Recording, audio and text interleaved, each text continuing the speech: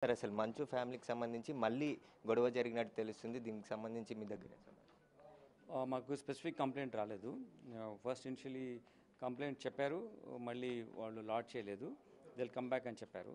So complaint lord చేసినప్పుడు మేము తప్పకుండా చట్ట ప్రకారం చర్య తీసుకుంటాం. మొత్తం ఎన్ని కేసులు నమోదయ్యాయి మన దగ్గర? ఆయనకి ఇప్పటివరకు నోటీసులు ఏమైనా జారీ చేయలేదు? టోటల్గా 3 కేసెస్ ఉన్నాయి.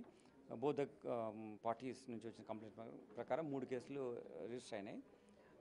దాని తర్వాత మేము ఒక నోటీస్ ఇచ్చాం బిఎన్ఎస్ఎస్ 126 సెక్షన్ ప్రకారం ఫర్ సెక్యూరిటీ బాండ్ ఎగ్జిక్యూట్ చేయడానికి ఫర్ గుడ్ బిహేవియర్.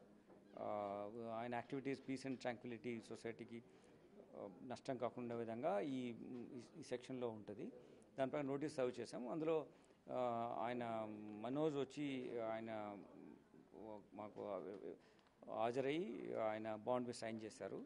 అయితే Mohan Babu and is another son Vishnu approach honourable court వారికి 24 వరకు టైం ఇచ్చింది. After that we'll again call them and examine them. మీరు అదనపు మెజిస్ట్రేట్ హోదాలో విచారించారు. మళ్ళీ శాంతి భద్రతలకు ఆఘాతం కలిగిస్తే చర్యలు తీసుకుంటామన్నారు. ఒకవేళ వాటిని ఉల్లంఘిస్తే ఎలాంటి చర్యలు ఉండబోతాయి సార్? ఉల్లంఘిస్తే స్పెసిఫిక్ కేసెస్ రిజిస్టర్ చేస్తాం. ఒకవేళ అటెండ్ కాకుండా ఉంటే వాళ్ళు కావాలనుకుంటే మళ్ళీ ఒకసారి అడగచ్చు అడ్జర్న్మెంట్, అది ఏం ప్రాబ్లం లేదు. బట్ మా ఇచ్చిన నోటీస్ను వైలేట్ చేస్తే మాత్రం వారెంట్ ఇష్యూ చేయడానికి అవకాశం ఉంది. సార్ మోహన్ బాబుకి సంబంధించి ఎన్ని వెపన్స్ ఉన్నాయి సార్? మన దగ్గర ఏమైనా లైసెన్స్డ్ ఉన్నాయి సార్? రాచకొండ నుంచి ఏమీ లైసెన్స్ లేదు. ఆయన మమ్మల్ని ఎప్పుడు వెపన్ కోసం అడగలేదు. బట్ హైదరాబాద్ సిటీలో ఆయన 2 వెపన్స్ ఫిల్మ్ నగర్ అంటే ఇంతకుముందు జూబ్లీ హిల్స్ పోలీస్ స్టేషన్ నుంచి, అంటే తర్వాత ఫిల్మ్ నగర్ స్టేషన్ అయింది, ఇప్పుడు అక్కడ నుంచి ఇష్యూ అయినట్టు రికార్డులో ఉంది.